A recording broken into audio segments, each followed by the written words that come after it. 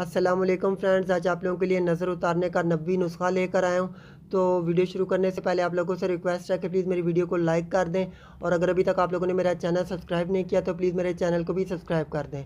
हज़रत आयशा रज़ी अल्लाह ताला अन्हा फरमाती हैं कि आप सल्लल्लाहु अलैहि वसल्लम इन कलमात के ज़रिए नज़र उतारने का दम किया करते थे। कलमात ये है: असहाबिल बासा रब्बन नासी बियदीका शिफाउ लका शिफा लहू इल्ला अंता। है लोगों के परवरदिगार, इस बीमारी को दूर कर दे, तेरे कब्ज़ाए कुदरत में ही शिफा है, बीमारी को आपके अलावा कोई ठीक करने वाला नहीं। इन कलमात को पढ़कर अपने ऊपर भी और बच्चों के ऊपर भी दम करें, पानी पर दम करके बच्चों को भी पिलाएं और ख़ुद भी पिएं। इंशाल्लाह हर तरह की नज़र उतर जाएगी। Okay friends, thanks for watching my video. Next video में मिलते हैं, तब तक के लिए अपना बहुत सा ख्याल रखिएगा और दुआ में याद रखिएगा।